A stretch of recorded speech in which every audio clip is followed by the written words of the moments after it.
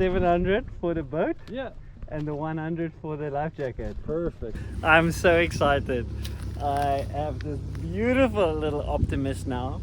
I'm quickly gonna try and figure out the rig, exactly how it works. I did a lot of YouTubing last night, so it is a small boat, but I think I might just fit myself and all my gear nice and tight on it. Wish me luck.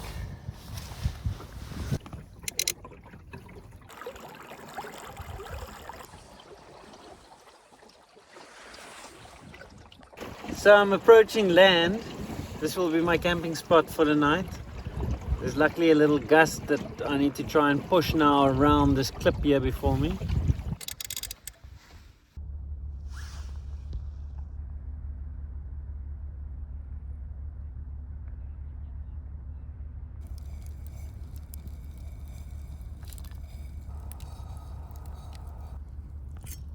So I'm gonna put these bags in the front and in the middle, because if the water comes I need to bail from here, and yesterday the bags were there and I couldn't bail. And then I'm gonna put my tent on one corner as a seat and my clothes on the other corner as a seat, and I think that would maybe balance it out, but it's all experiment. Okay, and off we go. Okay. Woo.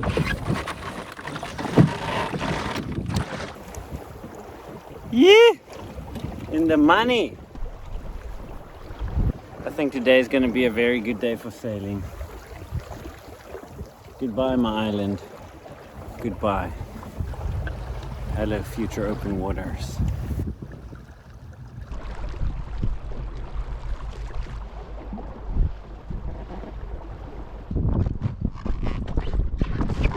As you can see,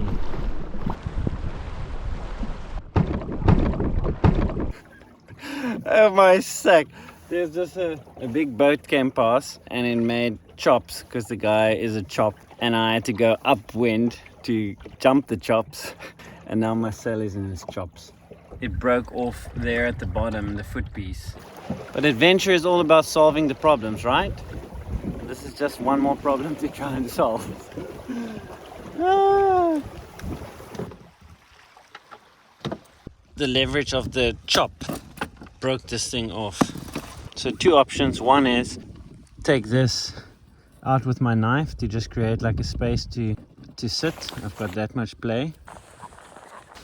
Or I try and find someone that has maybe a screwdriver and help me fit this again. I blame this Optimist for Swedes not sailing so much anymore. Yeah? Because we always have sailing schools and you put the kids there, and then they realize, oh, it's not fun, I'm all alone here. Because when I was starting to sail, we had larger boats where we could be two or three on it. or even 5. And then you had somebody to talk to. But it must be extremely boring to just be out like you do, sailing alone in an Optimist.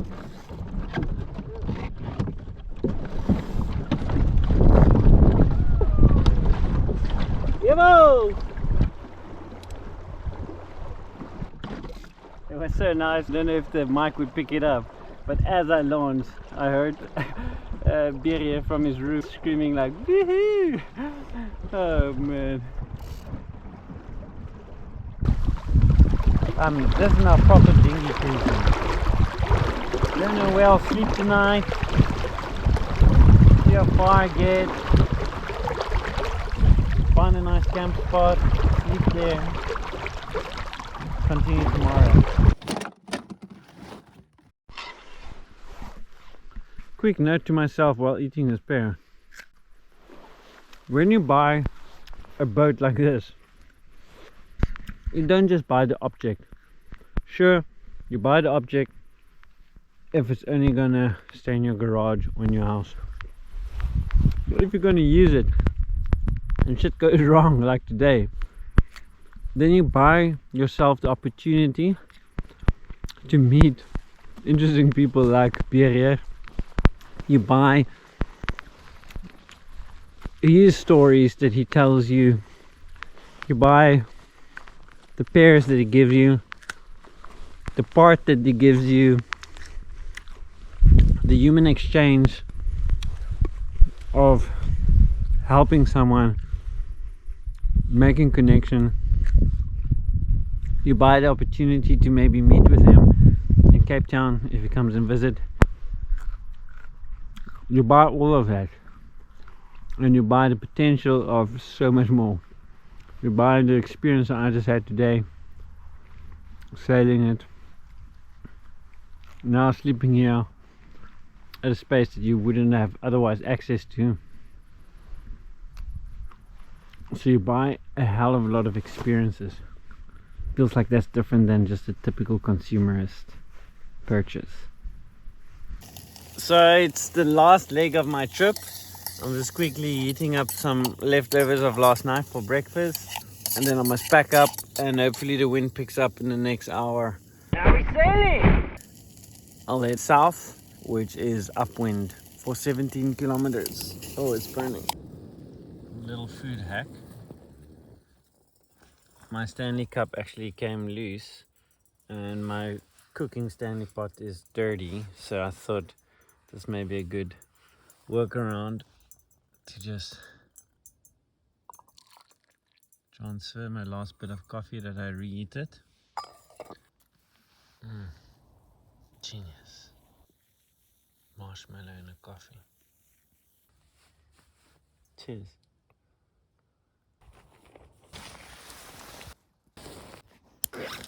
Me and Luke's last adventure, where we had like a lot of water in the boat, my tent was completely soaked. So ever since that day, I first put the tent inside of a dry bag, and then it goes back into the tent bag. Okay, so it's time for me to say goodbye to this little island. This was a golden find. It's almost like a flat, sandy jetty. Amazing. With this blumps of rock behind it, which is the whole island. So this is the only accessible piece of little shore. So one on each side, which is really nice. It's not much of a wind. Yeah, I would say probably like 3 knots. And coming in this direction, so my goal is to sail underneath that bridge now, so there's not a lot of wind. I'll probably just have to sit and slowly drift. Hopefully that picks up by 11. It is now almost 10 o'clock. I'm doing quite a good upwind stretch. As you can see, we've got water coming in, so I have to probably bail and sail. Whoopsie, but it's gusty, so it drops, and then you're out hiking. I'm sailing now out to the bay because I realized my mast broke again. The footing. As you can see, it's quite skewed. So the wind picked up in a very good way, made for very fun sailing. But maybe the weight of the boat in relation to the wind strength and the chop and the screw size that I had probably couldn't last. So I'm gonna come out here and then make decisions from here. Aye. Finally.